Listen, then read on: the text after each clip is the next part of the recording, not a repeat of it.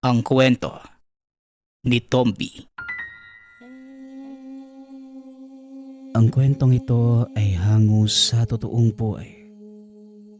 Mula ito sa isa nating tagapakinig. Karanasan ito ni Marlon. Walang eksaktong taon. Probinsya ng Samar.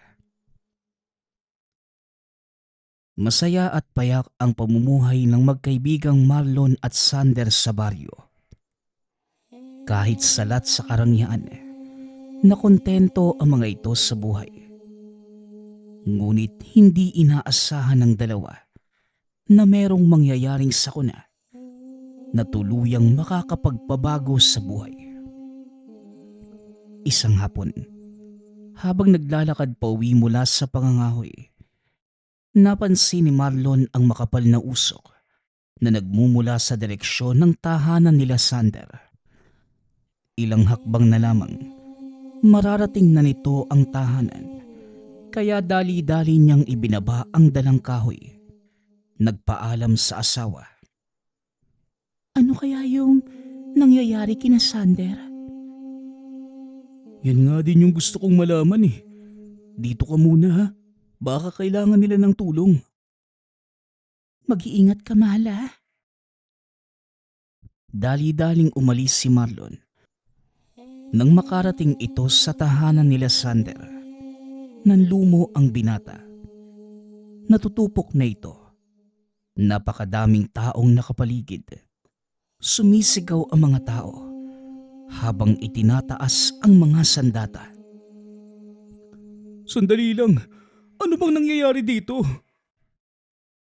Napatingin ang mga taga-baryo kay Marlon. Tinutukan ito ng itak. Ito, kaibigan din siya ng aswang. Dapat pinapatay ang mga taong nakikisalamuha sa kanila.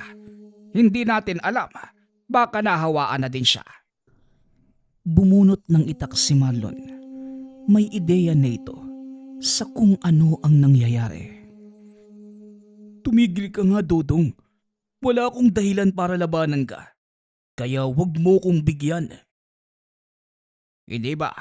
Magkaibigan kayo ni Sander. Siguro, sapat ng dahilan yon para saktan ka. Matapos ang sinabi nito, sinugod na mga taga-baryo si Marlon. Lingid sa kalaman ng mga tao na may mataas na kasanayan sa pakikipaglaban ang binata. Gamit ang itak. Sinalubong niya ang mga ito gamit ang likod ng sandata. Wala akong balak na makipag-away sa inyo, pero hindi na tama yung nangyayari. Anong kasalanan ng pamilya ni Sander? Mga aswang ang buo nilang mag-anak, at kung kakampi ka pa din sa kanila, wala kaming magagawa kundi isama ka sa kanila. Aswang? May pruweba po ba kayo sa pambibintang nyo? Nakita namin si Mang Joel. Kinakain nyo lamang loob ng inahing baboy. Marami sa ating mga kababaryo ang nakakita sa kanya. Tinignan ni Marlon ang matanda. Punong-puno na ng sugat ang katawan, maging ang muka. Huwag ka nang makisali pa, Marlon. Hindi ka dapat na nadamay sa gulong to. Ngumiti lamang ang binata. Muling iniangat ang sandata. Wala itong balak na umatras na mga sandaling yun. Wala akong pakialam kung anong sasabihin ng mga tao tungkol sa inyo. O sige, subukan niyong galawin yung buong pamilya ni Sander. Tignan natin kung may makakalabas ng buhay sa inyo. Biglang natigilan ang mga tao nang madinig ang banta ng binata. Kinatatakutan ito sa lugar dahil sa kakaiba nitong ugali na hindi titigil hanggat hindi nakakagante. Muli siyang sinugod ng mga tao. Sa pagkakataong yun, mismong talim na ng sandata ang ginamit. Wala nang pakialam kung mapatay niya ang bawat matatamaan. Nang makita ng mga tao ang ginawa ni Marlon, ibinaba ng mga ito ang sandata at nagsipagtakbuhan. Inakala ni Marlon na tapos na ang kaguluhan. Nilapitan nito sina Mang Joel at Sander. Ayos lang po ba kayo, Mang Joel? Sander? Ayos lang kami. Pero hindi ka na sana nakialam pa. Dahil madadamay lang ang pamilya mo sa gagawin ng mga taga-baryo. Mauunawaan ho ng asawa ko ang ginawa ko, Manong. Hindi ko lang maaatim na may mga inosenteng masasaktan, lalo na yung mga taong malapit sa akin. Totoo ang sinasabi ng mga taga-baryo. Pamilya nga kami ng mga aswang. Sana hinayaan mo na lang silang patayin kami. Ano naman ngayon kung pamilya kayo ng mga aswang? Wala akong pakialam. Kaibigan kita. At simula nung bata ko, naging bahagi na kayo ng buhay ko. Kaya hindi ako papayag na may gagalaw sa inyo. Ngunit laking gulat nito nang biglang makarinig ng sunod-sunod na putok ng baril. Isa-isang bumagsak si Mang Joel, Sander at ang asawa nito. Maging si Marlon ay pinagbabaril ng mga kalalakihan. Ngunit nagawa nitong makapagtago, kaya hindi napuruhan. Huli na ang lahat para sa pamilya ng kaibigan. Tama ng bala sa ulo ang kinamatay ni Mang Joel at ng asawa ni Sander. Matapos ang pamamaril, kagad nagtakbuhan ang mga lalaki sa takot nila kay Marlon. Sander, pare, kumapit ka. Dadalhin kita sa bayan. Hindi na, Marlon. Di na rin ako magtatagal. Ramdam ko ang balang tumama sa puso ko. At habang kumikilos ako, unti-unti pa itong bumabaon. Isang bagay lang ang hihilingin ko sa'yo. Ang inaanak mong si Lario. Pakiusap, huwag mo siyang pababayaan. Nanlaki ang mga mata ni Marlon nang malamang buhay pa ang sanggol. Nasaan si Lario? Nagawa siyang ibuslit ni Mara sa loob ng gubat. Pakiusap, kunin mo ang anak ko. Ituring mo sa'yo. Ibigay mo sa kanya ang kwintas na ito. Yan ang magsisilbing alaala ng pinagmulan. At nawa, maunawaan mo balang araw kung ano man ang piliin niya. Nauunawaan ko, Sander. Patawad, kaibigan. Wala akong magawa para ialis ka sa kalagayan mo ngayon. Kung sana lang, pwedeng makipagpalit sa'yo . Wala kang dapat hingi ng tawad, Marlon. Napakalaki ng itinulong mo sa pamilya ko. Simula pa noon, wala na akong hihilingin pa sa'yo, kaibigan. Maraming salamat. Unti-unting pumikit ang mga mata ni Sander. Tuluyan itong nalagutan ng hininga. Direkta nitong inilibing ang mga labi ng buong mag-anak. Nag-alay ng dasal. Matapos ay kinuha nito ang sanggol sa pinagtaguan ng asawa ng kaibigan. Dinala ito sa kanilang tahanan. Sinabi kay Lisel ang mga nangyari. Kawawang Lario, walang kamuwang-muwang sa mga nangyari. Aalagaan natin siya na parang sarili nating anak, Marlon, bilang pagtupad sa pangako mo sa kaibigan mo. Maraming salamat, Lisel, sa pag-unawa. Pinalaki ng mag-asawa ang batang si Lario. Hindi rin itinago ni Marlon ang totoo. Habang lumalaki, ipinapamulat nito ang totoong nangyari sa mga magulang. Lumaking mabuting bata si Lario hanggang sa sumapit ito sa pagbibinata. Makalipas ang 20 taon. Tay Marlon, mauuna na po ako sa bukid . Marami pa tayong gagawin. O sige na, tatapusin ko lamang yung pagpapakain sa mga alaga nating baboy. Susunod na din ako. Nang mga sandaling ito, 21 taon na si Lario. naging katuwang ni Marlon sa mga gawain sa maliit na bukirin. Ito ang naging hanap buhay ng mag-ama. Matapos mag-ani ng mga gulay, dinadala ang mga ito sa bayan upang ipagbili. Masipag at magalang itong si Lario. Sa pagdaan ng mga taon, unti-unting nakikita ni Marlon ang pagbabago sa binata, lalo na sa pag-uugali. Isang hapon, habang nag-aayos na mga kaing na pinagsidla ng panindang gulay, may mga kalalakihang lumapit kay Marlon. Nagpakilalang taga-munisipyo. Pilit pinagbabayad ng upas sa pwesto ang matanda. Manong, ilang beses ko na kayo nakitang naglalatag ng mga paninda dito Pero ni minsan, hindi ko ba kayo nasisingil? Mabuti naman at natsyempohan kita. Sandali lang. Paano ako magbabayad sa inyo? Hindi naman ako umuupa ng pwesto. Saka, ilang taon na din kami nagtitinda rito. Wala na bang naniningil sa amin? Pasensya na, pero hindi ako magbabayad. May katigasan yung ulo ng matandang to Tatang, nakikita mo ba yung matandang babae dun sa gawing dulo? Tinignan ni Marlon ang itinuturo nito. Nakita ang matandang may mga pasa sa mukha. Tinatakot mo ba ako? Hindi naman sa ganun, Manong. Pero kung hindi ka magbibigay, ganyan din ang mangyayari sa'yo. Sige ka! Paano kung sabihin ko sa'yo na hindi ako natatakot? Abat talagang matigas ang ulo mong matanda ka. Pwes, humanda ka! Wika ng lalaki. Matapos ay umalis din ito. Ngunit nag-iwan ng masamang titig kay Marlon. Ilang minuto lang ang nakalipas.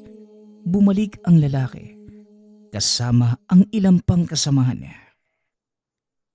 Yan, turuan nyo ng leksyon ang matandang yan nang malaman niya kung sinong binabangga niya. Tumayo si Marlon nang makitang papasugod na ang mga ito. Napangiti na lamang. Sinalubong ang pag-atake ng mga kalalakihan. Ngunit laking gulat nito dahil nagawang pabagsakin ng matanda ang 4 na kalalakihan. Ay nako, wala na bang mas malakas pa kesa sa kanila? Pasensya na, pero mukhang mali kayo ng taong tinakot Sige na, magsialis na kayo bago pa ako tuluyang mapikon. Maya-maya pa, dumating si Lario galing sa paghahatid ng mga gulay sa pwesto sa loob ng pamilihan. Nakita nito ang mga kalalakihang nakahiga sa lupa. Pinag-uumpukan ng mga tao ang ama-amahan. Teka tay, ano po bang nangyari dito? Bakit ang daming tao? Sa sino tong mga mokong na to? Wala iho. Baka mga taong naligaw lang. Sige na, bitbitin mo na ang mga bayong na yan. Uuwi na tayo. Ubus na din naman ang mga paninda ko rito. Sige po tay. Napakamot na lamang ng ulo si Lario. Hindi nito malaman kung bakit may mga kalalakihang nakahandusay sa lupa. Habang naglalakad pa uwi, muli nitong tinanong ang ama kung ano ang nangyari. Ngunit hindi pa rin sinabi ni Marlon ang totoo. Ang mga kalalakihang yung kanina, mga lasing, nag-aaway-away sa harapan ng pwesto natin. Kaya yon, pinagkaguluhan ng mga tao. Huwag mo nang isipin yun, anak. Ang mabuti pa, bilisan na natin at mukhang uulan pa yata. Oo nga po tay, papalubog na din po yung araw. Natagalan kasi ako sa paniningil. Hinagilap ko pa yung may-ari ng pwestong pinaghahatiran ko ng gulay. Palagi namang ganun doon sa loob. Kapag magbabagsak ka, nandyan sila. Pero sa oras na maniningil, naku Diyos ko, hindi mo mahagilap. Habang naglalakad ang dalawa, bigla silang tinawag ng isang kakilala. Mang Marlon, sandali lang po. O bakit Hector? Ano nangyari? At parang nakakita ka ng demonyo. Ganun nga siguro, Manong. May mga tao naghahanap sa inyo sa bayan eh. Mukhang nasa panganib po yung buhay nyo. Ganun ba? Sino naman kaya yung mga taong yon? May ideya ka ba, Hector? Hindi ko nga din po kilala yung mga yon. Pero ang dinig ko po sa mga tao, sila yung may hawak sa pamilihan. Mga tauhan ng alkalde. Tay, anong nangyari? Bakit kayo hinahanap ng mga tauhan ni Mayor? Hindi ko din alam, Lario. Pero kanina may mga taong lumapit sa akin. Nanghihingi ng pera. Bayad daw sa pwesto na pinaglalatagan natin ng paninda. Hindi naman ako dati nagbabayad. Kaya hindi ako nagbigay. Tinakot pa nga ako nung lalaki. Tapos maya-maya, nagsibalikan. Sinugod nila ako. Kailangan ko lang ipagtanggol ang sarili ko. Kaya lumaban din ako at yun yung nakita mo kanina. Sinasabi ko na nga ba, Tay? Nasaan na yung mga naghahanap kay Tatay Hector? Nasa bayan pa naman sila. Nag-iikot sa mga pwesto sa palengke. Nagtatanong tungkol sa tatay mo, Lario. Mabuti na lang at ako yung una nilang napagtanungan. Kaya sinundan ko kayo. Ang masama niyan, baka may nakapagturo na ng bahay nyo. Sigurado ka bang wala kang ginawang mali sa kanila, Tay? Wala nga akong ginawang mali sa kanila. Kilala mo naman ako, hindi ba? Kung ganun, wala kang dapat ipag-alala. Tungkol sa amin, Hector, kami na ang bahala. Maraming salamat sa pagbibigay alam. Tutuloy na kami. Matapos makipag-usap, kagad nang umalis si Hector sa takot na balingan siya ng mga taong naghahanap sa mag-ama. Pagkarating sa tahanan, hindi nagsasalita si Lario. Hinayaan lang ito ni Marlon. Nakaupo ang binata sa atanga ng bahay habang nakatitig sa bakuran. Nasa kusina si Marlon na mga sandaling yun. Tinutulungan ang asawa sa pagluluto. Mukhang kanina pang walang imiki ang anak mo ha. Ano bang nangyari kanina sa palengke? Wala naman. Hayaan mo na lang muna si Lario. Napagod lang siguro ang batang yan. Buong araw ba naman siyang nag-ikot sa palengke? Ang mabuti pa, tawagin mo nang makapaghapunan na at magpahinga. Mabuti nga. Lario, halika na. Kumain na tayo. Teka, nasaan na naman napunta yung batang yon? Nagulat si Marlon. Wala na si Lario sa kinauupuan. Sinilip ng matanda ang anak sa bakuran. Ngunit wala rin ito doon. Bumaba si Marlon upang hanapin sa paligid ang anak-anakan. Sa pag-aakalang nasa kulungan lamang ito ng mga hayop. Pagkarating na matanda sa likod bahay, nakita nito si Lario na may hawak na manok. Wala na itong ulo, na tila wasak na ang katawan. Hindi makapagsalita si Marlon. Dali-dali itong bumalik sa loob ng bahay. Naupo sa tabi ng asawa. Napansin naman ni Lisel na namumutla ang matanda. Teka, ano bang nangyayari sa'yo? Ayos ka lang ba? Nasaan si Lario? Marahang lumingon si Marlon sa asawa at nagsalita. Bukang, nangyayari na nga ang kinakatakutan natin, Lisel. Ano bang ibig mong sabihin? Nasaan ang anak mo? Nasa likod bahay. Nakita ko siyang may hawak-hawak na patay na manok. Sigurado ka ba sa nakita mo? Baka naman dinampot lang ng anak mo at ibang hayop ang pumatay. Hindi ko alam. Pero masama ang kutob ko. Ang mabuti pa, antayin natin si Lario. at tanungin para malaman natin kung ano ang talagang nangyayari. Naalala ko yung sinabi sa akin ni Sander bago siya nabatay. Darating at darating ang panahong hahanapin ni Lario ang totoong pagkatao. Alam ko, at tinanggap natin siya kahit ano pa man ang pinanggalingan niya. Habang nag-uusap ang dalawa, biglang merong kumalabog sa pinto ng sala. Nakita ng dalawang matanda na nakahandusay sa sahig si Lario. Dali-daling hinawakan ni Marlon ang binata. Inihiga sa mahabang upuan. Punong-puno ng dugo ang damit. Mula sa bibig pababa sa dibdib. Mahabaging langit, hindi nga ako nagkamali ng akala. Listen, aswang ang anak natin. Kinabukasan, maagang nagising si Lario. Wala itong kaalam-alam sa mga nangyari. "O anak, mabuti naman at nagising ka na. Nasa bukid na yung tatay mo. Kung masama yung pakiramdam mo, huwag ka na munang pumunta roon." Hindi po, Nay. Ayos lang po ko. Napagod lang siguro kagabi. Ano ho bang nangyari? "Wala naman anak. Nahimatay ka lang nang paakyat ka sa bahay. Kaya inihiga ka na lang ng tatay mo sa upuan." Naku, naabala ko pa pala si tatay kagabi. Sandali lang po, Nay, ha. Magkakape lang ako.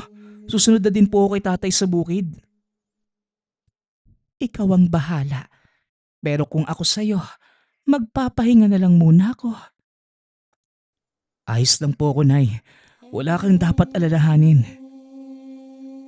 Matapos uminom ng kape, dali-daling bumaba ng bahay si Lario. Ngunit paglabas pa lamang sa atangan, nakita niya ang mga papadaang kalalakihan. Napalingon ito sa kanya. Sasamaang palad, namukaan siya ng isa sa mga ito. Yan yung anak ni Marlon. Ito nga yung bahay nila. Matapos makumpirma ng lalaki ang tahanan nila Marlon, walang pagdadalawang isip na sumugod ang mga kasama nito. Lalabas na sana si Lisel. Ngunit dali-daling sinara ni Lario ang pinto. "Diyan ka lang, Nay. Huwag kang lalabas. At ako nang bahala sa mga to." Wika ng binata. Sabay takbo papalapit sa mga kalalakihan. Sumilip si Lisel sa maliit na siwang ng pinto. Nakita nito kung paanong pagpira-pirasuhin ni Lario ang mga kalalakihan gamit lamang ang lakas ng mga kamay. Matapos ang kaguluhan, unti-unting binuksan ni Lisel ang pinto. Nilingon naman ito ng binata. Nanlaki ang mga mata ni Lisel nang makita ang mga mata ni Lario. Nanlilisik, nag-iba ng kulay ang balat. Maging ang mga kuko, nagsipaghabaan at bahagyang lumaki ang pangangatawan. Nakita din ng ginang ang nagkalat na katawan ng mga kalalakihan na sumugod sa tahanan. "Huwag kang matakot, Nay. Ginawa ko lang naman po yung nararapat eh. Kung hindi ko sila inunahan, malamang ikaw at si tatay ang hahandusay sa lupa." Hindi nakapagsalita si Lisel. Nagulat ito sa mga nangyari. Hindi niya akalaing makikitang magbagong anyo ang anak-anakan sa mismong harapan. At ang mas nakakamangha, papasikat na ang araw. Naupo ang ginang. Pinagmamasdan ang anak na nililibing ang mga katawan ng taong namatay. Nagulat si Marlon nang madatnan ang nagkalat na parte ng katawan. Kaya kagad nitong kinausap si Lario. Anong ginawa mo, anak? Bakit may mga patay rito? Hinatak nito sa kwelyo si Lario na nooy nakabalik na sa anyong tao. Bitawan mo ang anak mo, Marlon. Ipinagtanggol niya lamang ako. Sumugod ang mga kalalakihang yan dito. Hindi ko alam kung ano ang dahilan, pero ikaw ang hinahanap nila. Dahan-dahang binitawan ni Marlon ang binata. Ipinaliwanag sa asawa ang totoong nangyari. Mga tauhan sila ng alkalde na ginagamit ang kanyang pangalan para manghuthot ng pera sa mga nagtitinda sa palengke. Nagkataong nakaengkwentro ko sila dahil pinipilit nila akong magbayad, kaso hindi ako pumayag. Kaya nila ako pinag-iinitan. Hindi mo na lang sana pinatulan. Tingnan mo, nagkaroon pa ng mas malaking problema. Siguradong paghahanapin sila ng mga kasamahan at kaanak nila. Tama lang naman yung ginawa ni Tatay, Nay. Dahil kung hindi mo sila papatikimin, mamimihasa lang yung mga yan. Pero anong gagawin nyo ngayon? Paano kung bumalik sila? Naparito sila dahil hindi ako kilala ng mga taong yan. Dahil kung alam nila kung sino ako, hindi sila mangangahas na pumunta rito at manggulo. Pasensya ka na, Tay. Nagdulot pa ako ng malaking gulo. Hindi, Lario. Tama lang ang ginawa mo. Pero nagtataka ako, paano mong napatay ang mga ito? At bakit nagkapira-piraso ang katawan nila? Ang mabuti pa, tulungan mo na lamang yung anak mo. Sa loob ng bahay natin pag-usapan ang mga nangyari. Matapos mailibing ang mga katawan niya. Pagkapasok sa tahanan, naupo ang tatlo. Ipinaliwanag ni Lisel ang mga nangyari. Nasabi na din ng mag-asawa ang totoong pinagmula ng binata. Inakala noon ni Lario na biro-biro lamang ang pagiging aswang ng totoong mga magulang. Ngunit nagulat ito nang biglang nagbago ang kanyang anyo. Kung ganun, Tay, Nay, totoo palang aswang ako? Oo, Lario. Isa kang purong dugo mula sa angka ng mga gabunan. Heto, naitabi ko ang sulat ng Tatay Sander mo bago siya namatay. Ginawa niya ito ng isilang ka para kung sakaling mangyari ang hindi inaasahan, maiabot ko sa iyo ito at maipaunawa sa iyo ang totoo mong pinanggalingan. Binasa ni Lario ang sulat. Lubusang naunawaan ang angkang pinagmulan niya. Kahit ako, nagulat na mabasa ang sulat na yan. Hindi ko akalaing ganong kalakas na aswang ang kaibigan ko. Nasa pangangalaga ko ang isang purong dugo. Kalakip ng sulat na yan ang kwintas na ito. Oras na para ibigay ko ito sa iyo. Iniabot ni Marlon ang kwintas sa binata. Ano naman po yung kwintas na ito, Tay? Hindi ko din alam, anak. Pero ang sabi ni Sander, yan ang magpapaalala ng totoo mong layunin. Hinawakan ng binata ang kwintas. Bigla itong natulala. Tila may kung anong nakikita sa isipan. Maya-maya pa, muli itong nagbalik sa ulirat at nagtanong kay Marlon. Ano po bang nagawa nila Tatay Sander sa mga tao? Bakit ho sila pinatay? Nagulat ang matanda dahil wala itong binanggit na kahit ano tungkol sa totoong nangyari. Ngunit kagad nalaman ng binata ang kwento kung paanong pinatay ang kaanak ng walang kalaban-laban. Hindi ko sinabi sa iyo ang totoo dahil ayaw ni Sander na maghiganti ka. Pero Tay, ito po yung dahilan kung bakit ako nandito at bakit ako nakaligtas. Sinabi din sa akin ni Tatay na kailangan ko kayong protektahan at mahalin dahil malaki ang utang na loob niya sa inyo. Kaya kong tuparin yung kahilingan yun, Tay. Pero nakikiusap po ako sa inyo. Hayaan niyo kong maiganti ang mga kaanak ko. Nagkatinginan ang mag-asawa. Alam nilang wala nang magagawa pa dahil nalaman na ni Lario ang katotohanan. Isa pa, ipinangako din ito kay Sander na hahayaan si Lario na sundin kung ano ang dikta ng pagkatao. Matapos ang kaganapang yun, umalis ang binata. Hindi ito nagpakita ng ilang araw. Paminsan na lamang din kung bumalik sa tahanan. At sa tuwing uuwi ito, yayakap lamang at hahalik sa mga kinilalang magulang at muli na namang aalis. Pasensya na po kayo, Nay, ha? Tatay, sa ngayon, hindi pa ako pwedeng manatili sa bahay na to. May mga kailangan pa akong tapusin. Nauunawaan namin ang pasya mo, anak. Masaya kami nagagawa mong bumalik sa bahay na ito kahit paminsan-minsan para dalawin kami ng nanay mo. Kayo po ni nanay ang nagpalaki sa akin. Kaya habang buhay ko kayong kikilalanin bilang totoong mga magulang. Maraming salamat, Lario. Maiba ko. Ano na pala ang balita sa mga pinaghahanap mo? Nahanap ko na po yung ilan sa kanila. Pero hindi ko masabi kung saan naglalagi yung mga taong pumatay kina Lolo eh. Ito yung dahilan kung bakit hindi ako pwedeng manatili sa bahay. Dahil maaaring minamatyagan din ako ng mga taong hinahanap ko. Naiintindihan namin. Mag-iingat ka lang palagi, ha? At sana matapos na ang paghahanap mo ng hustisya. Muli na namang umalis si Lario.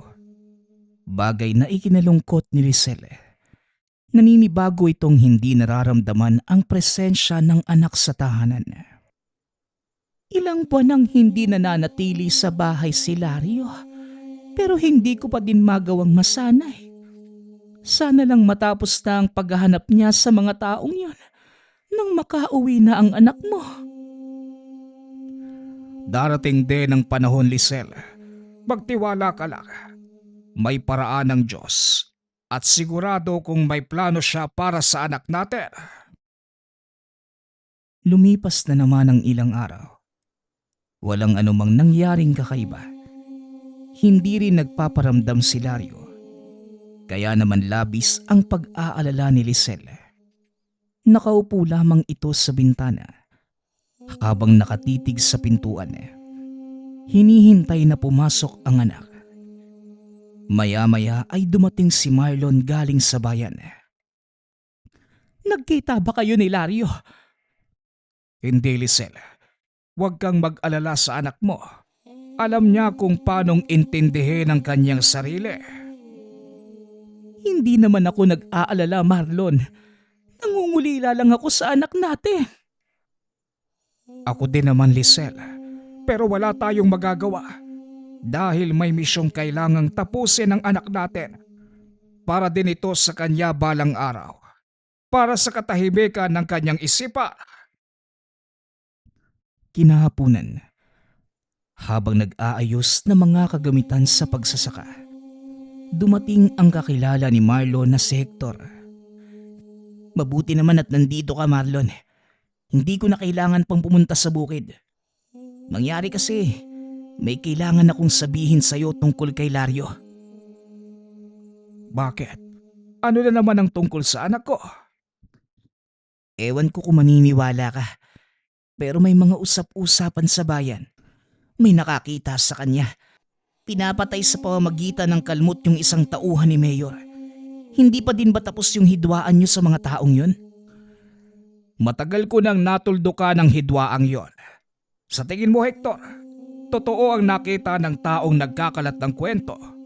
Sa palagay mo, kayang pumatay ni Lario gamit ang mga kamay? Yan nga din yung sinasabi ko sa kanila. Hindi kayang pumatay ni Lario gamit yung kalmot lang.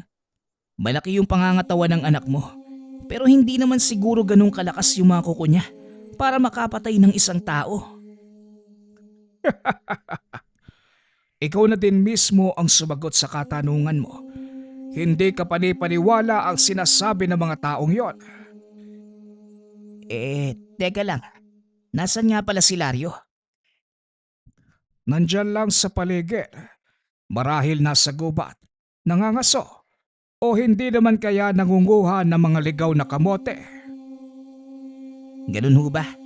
O siya, mag-iingat kayo rito ha. Balita ko, pinaghahanap siya ng mga tao ng alkalde. Wala namang nagbago. Hayaan mo lang sila. Hanggat hindi nasasakta ng anak ko, walang problema. Matapos ang pakikipag-usap, tumuloy na si Hector sa pupuntahan. Napapansin ko yang si Hector, ang hilig dumaan dito sa bahay at magbalita ng kung ano-ano. Ganyan ba talaga yung ugali niya? Hayaan mo na, Lisel. Mabuti ang intensyon niya. At isa pa, kilala din siya ng anak natin.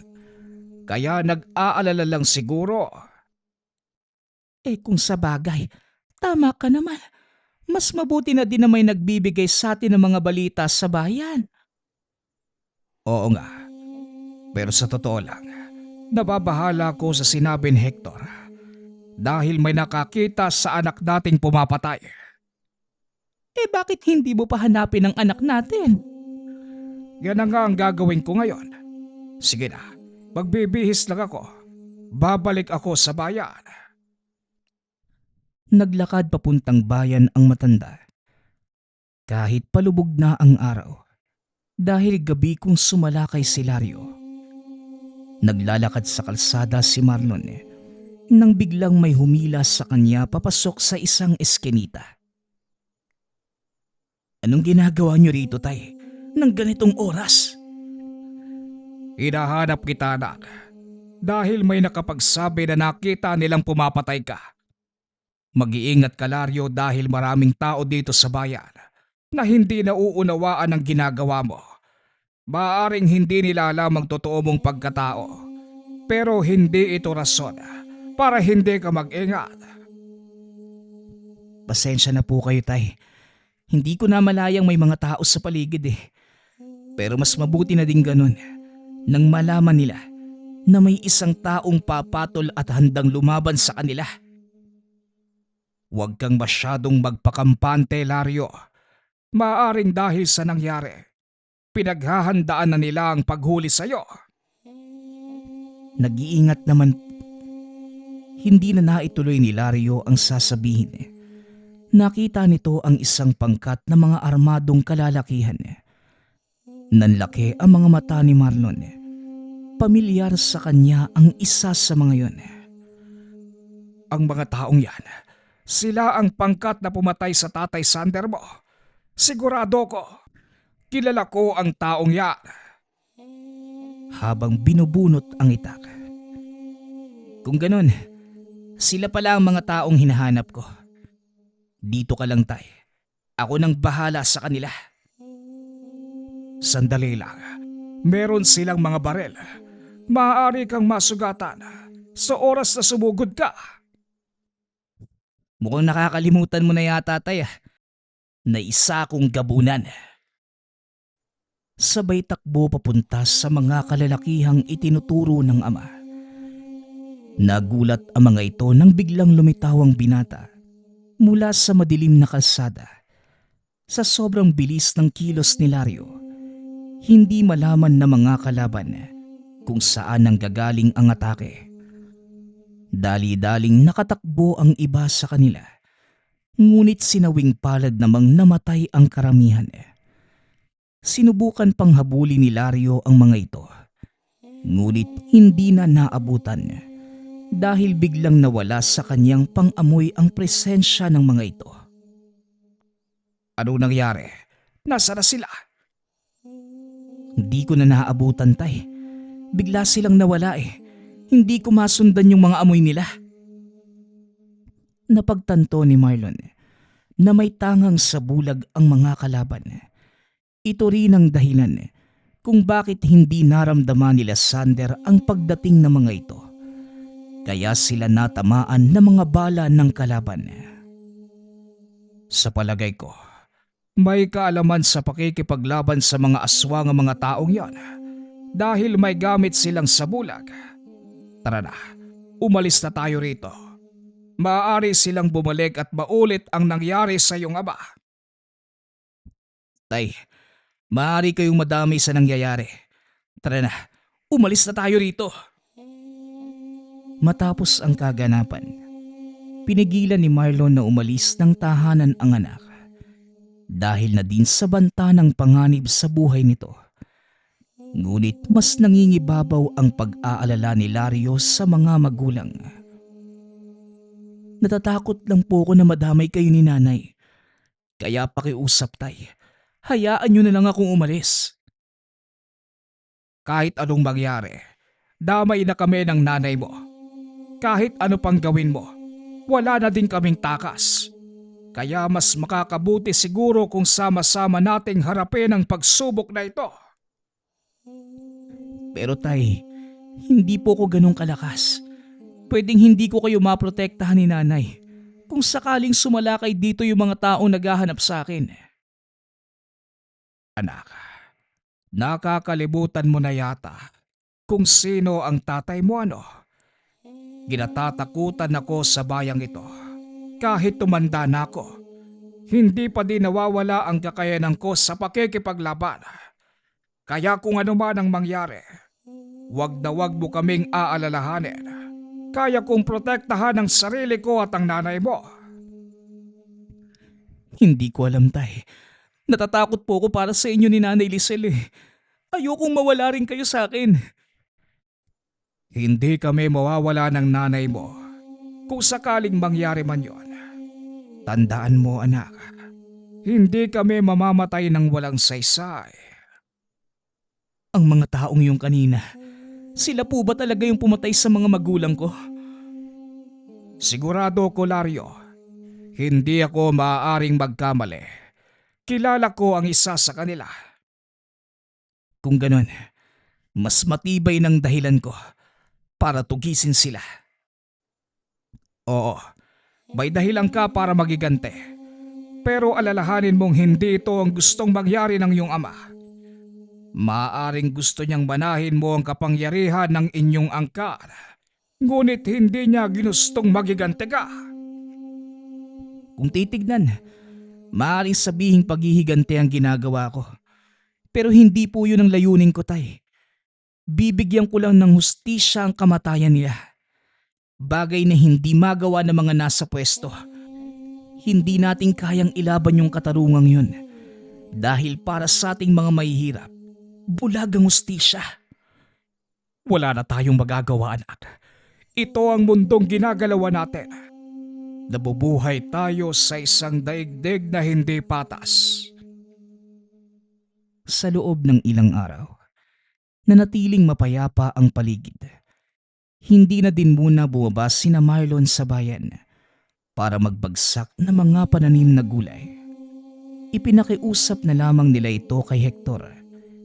Hindi naman tumanggi ang binata dahil may porsyento ito sa bawat maibibentang produkto. O heto na yung perang pinagbentahan ng gulay nyo. Nandito na din sa akin yung pinabili nyong pagkain. Nagtataka naman ako sa'yo, Mang Marlon. Bakit hindi ka na bumababa sa bayan? Alam mo na ba na mainit kami sa mga tauhan ni Mayor, hindi ba? Umiiwas lang ako sa posibleng kaguluhan. Matanda na ako para masangkot sa mga ganon. Kung sa bagay. Si Lario, kumusta naman ho?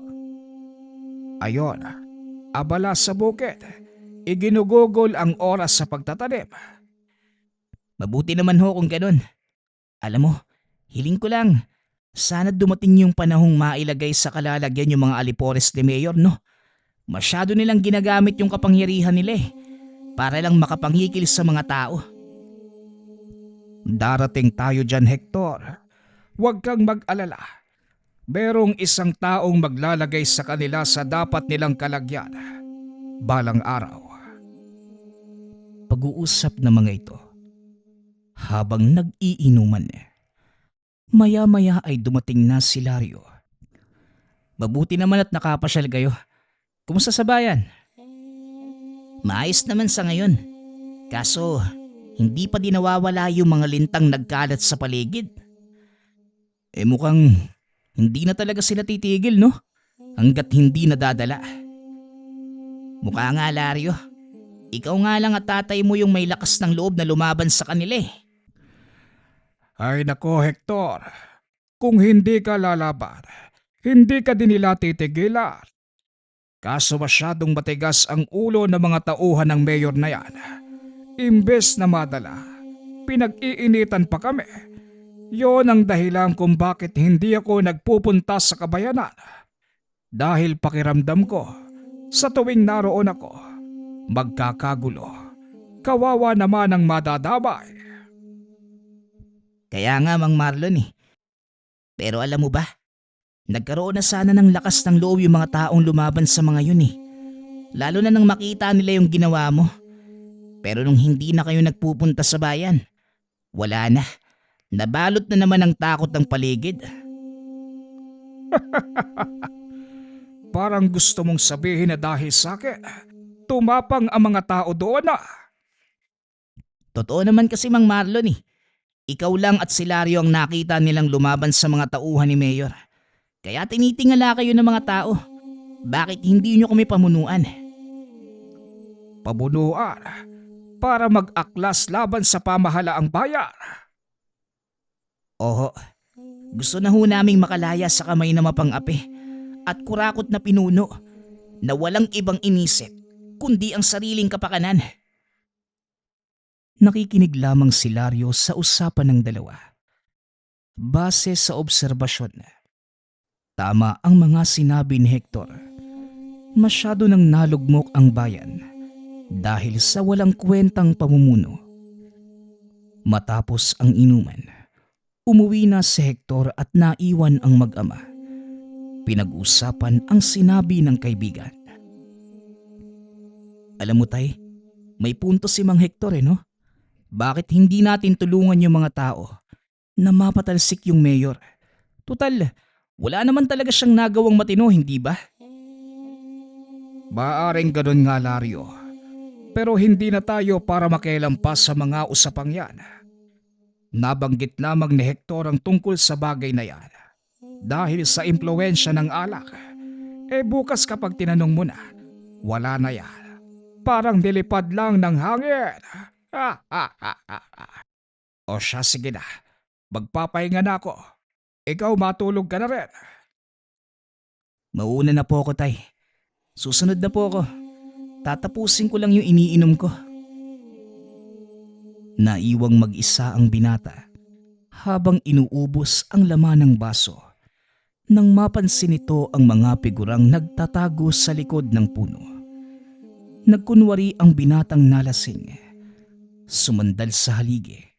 Ipinikit ang mga mata at pinakiramdaman ang paligid. Nadidinig nito ang marahang hakbang na mga papalapit na paa. Nagulat ang mga kalalakihan nang biglang hawakan ni Lario ang balikat ng isa sa kanila at itinulak sa haligi. Napasigaw ang mga ito. Nakita nila ang anyong gabunan ni Lario. Sinubukang tumakbo ng ilan sa mga ito. Ngunit nagawa silang abutan ng binata. Oh, saan kayo pupunta? Ang lakas ng loob niyong dumayo rito, tapos aalis lang kayo. Hindi naman yata tama yon. Nanginginig sa takot ang mga kalaban. Napagtantong aswang ang kaharap. Pinagpapatay ni Lario ang mga ito. Isinilid ang ulo sa sako. Naramdaman ni Marlon ang nangyayari. Kaya lumabas ito ng tahanan. Nakita ang ginagawa ng anak. Anak, saan ang galing ang mga yan? Kanina pa sila nakamasid sa atin, tay. Hindi sila sumugod.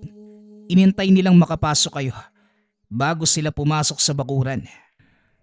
Anong balak mo sa mga ulong isinilid mo sa sako? Dadalhin ko ito sa bahay ng amo nila. Sa mismong tahanan ng alkalde. Sandali lang anak, sasawa ko. Hindi kita hahayaang mag-isang pumunta roon. Maraming tauhan ng alkalde. Siguradong armado sila ng mga barel. At huwag mo din kakakalimutang may isa sa kanila na nagtataglay ng kakayanang sa bulag. Mahihirapan ka kung mag-isa kang lalaban. Siguro nga tay, kakailanganin ko ng tulong sa gagawin ko. Sige po, pakiusap samahan niyo ako. Nag-antay ang dalawa sa pagsikat ng araw. Kagad nagpunta sa bayan. Alam ko kung saan ang tahanan ng alkalde. Kailangan nating magbadali para maabutan natin siya. Naglakad ang dalawa, papunta sa mismong bahay ng alkalde. Nagkunwari ang mga itong maghahatid ng regalong gulay, kaya pinapasok sila sa tahanan.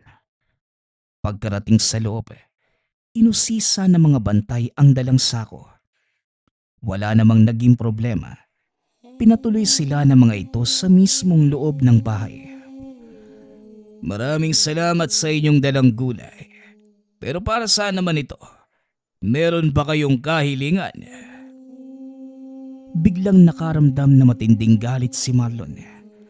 Dahil ang taong kaharap nila, walang iba, kundi ang pumatay kay Sander at sa pamilya nito.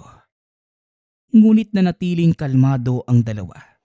Nakipag-usap ng maayos sa alkalde. Nakasuot ng sombrerong dibanig ang dalawa, kaya hindi sila nakilala nito. Meron kaming gustong ipakiusap sa iyo, Mayor. Sana mapagbigyan mo kami. Magsalita ka at huwag mong sayangin ang oras ko. Ano ang gusto mong sabihin? Gusto kong lumuhod ka sa harapan ng binatang ito at humingi ng kapatawaran. Nanlaki ang mga mata ng alkalde sa sinabi ni Marlon. Akmang tatawag na sana ito ng mga gwardya. Ngunit biglang binunot ni Marlon ang kanyang itak. Itinutok sa leeg ng mayor. Hindi nyo alam ang ginagawa nyo. Kamatayan ang mapapala nyo sa pagpasok dito. Alam na alam ko ang ginagawa ko. Baka ikaw ang nagkamali ng taong binangga. Hindi mo ba ako naaalala? Tanong ni Marlon, sabay tanggal ng sombrero. Nagulat ang alkalde dahil kagad niyang namukaan ng matanda. Teka, ikaw yung taong kasama ng mga aswang. Ikaw yung nagtatanggol sa kanila. Marlon! Oo, ako nga mismo. At ang binatang ito ay ang anak ng taong pinatay mo. Mga aswang sila. Nararapat lang na mamatay ang mga kagaya nila. Wala kayong puwang sa mundong ito. Ikaw ang walang puwang sa mundong ito, Mayor. Oo, mga aswang nga kami. Pero namumuhay kami ng tahimik. Kayo lang yung gumulo sa buhay namin. Kahit wala namang kaming ginagawang masama. Walang ginagawa. Nagiging salot kayo sa lipunan. Pinapatay niyo ang mga alagang hayop na mga tao rito. Paano mo nasasabi sa harapan ko na wala kayong ginawang masama? Kilala ko ang pinatay niyong aswang. Kahit kailan, wala silang pinatay o sinalantang mga hayop. Araw-araw ako sa kanilang tahanan noong kabataan ko. At kadalasan, doon pa ako nakikitulog. Kaya ako mismo ang magsasabi sa iyo na hindi masasamang aswang ang pinatay niyo. Miski hindi. Aswang pa din sila. Hindi nararapat mabuhay sa mundo ng mga tao. Kung gano'n ang pananaw mo, hindi ka nararapat bilang pinuno. Magdasal ka na, alkalde. Ito na ang huling araw mo. Sinakal ni Lario ang alkalde. Tinusok gamit ng kamay ang dibdib. Para yan sa mga taong pinahirapan mo. Ang bagay sa mga kagaya mo, mamatay! Dinukot ni Lario ang puso ng alkalde. Nilagay sa kanyang bibig. Matapos inilabas ang mga pugot na ulo ng mga tauhan sa paligid ng bangkay. Matapos ay lumabas na sila sa silid ng alkalde. Lingid sa kalaman ng mga ito, Nakabantay sa labas ng bahay ang napakadaming tauhan. Saktong paglabas ng dalawa, pinaulanan sila ng bala. Dali-daling niyakap ni Marlon ang binata. Ngunit iniikot ni Lario ang katawan para siya ang sumalo ng mga bala. Anong ginagawa mo, anak? Tumahimik ka lang, tay. Huwag kang kikilos kung ayaw mong madaplisa ng mga bala. Nagawang makapagpalit ng anyo ni Lario, kaya naman hindi ito tinabla ng bala. Nang humupa ang putukan, laking gulat na mga tauhan ng alkalde. Wala na ang dalawa sa kinaroroonan. Bigla na lamang silang nakarinig ng sigawan mula sa likod at nakitang nagliliparan ang ulo ng mga kasamahan. Isang malaking nilalang na may kalahating katawan ng aso at kalahating tao ang unti-unting umuubos sa kanilang hanay. Hindi rin nila magawang lumabas sa mataas na pader dahil sinara ni Marlon ang lahat ng pasukan at labasan. Dito na magwawakas ang inyong kasamaan. Sa wakas, mabubuhay na ng payapa ang taong bayan na walang kinakatakutang kagaya nyo. Wika ni Marlon habang pinagmamasdang bumagsak ang mga tauhan ng mayor. Ilang minuto pa ang nakalipas. Tuluyang humupa ang tensyon. Nagbalik sa anyong tao si Lario at inaya ang amang umalis sa lugar. Sinunog ng mga ito ang buong tahanan ng alkalde at nang makita ng taong bayan ang nangyari, imbes na manlumo, natuwa pa ang mga ito. Dahil sa wakas, wala na ang taong naging dahilan ng kanilang paghihirap. Nagawa nitong bigyan ng hustisya ang kamatayan ng pamilya at natulungang malutas ang problema ng bayan na ang mismong ang may gawa ay ang itinuturing na pinuno. Mabuti nga sa taong yun. Nasunog yung bahay. Pati yata siya nadamay. Pero ang nakakapagtaka, bakit pati mga tauhan? Ano yun? Sabay-sabay silang nagpakamatay? Tanong ni Hector. Walang kaalam-alam ang mga tao sa totoong nangyari kung sino ang may kagagawa ng sakuna. Ay nako, Hector. Ang importante, nalutas na ang problema mo. Makontento ka na lang sa ganon. Oo nga, Hector. Nung balak niyong mag-ama, patuloy pa din ba kayo magbabagsak ng gulay sa bayan? Oo naman. Ngayong wala na tayong dapat katakutan. Tuloy na ang buhay para sa atin. Nagpatuloy ang buhay para sa bayan at sa ilalim ng bagong pamumuno, naging maganda ang pamamalakad ng bayan. Naging mayabong ang kalakaran. Pinahalagahan ng bagong mayor ang mga maliliit na magsasaka. Pinagkalooban ng mga ito ng gamit at puhunan sa pagsasaka. Samantalang si Lario naman, piniling manatili kina Lisel at Marlon. Palagi pa din itong nag-iikot sa bayan at binabantayan ang kilos ng mga namumuno. Sa paglipas ng mga taon, habang naghihintay ng dapit hapon, sinulit na matanda ang panahon kasama si Lario hanggang sa dumating ang araw ng pamamaalam.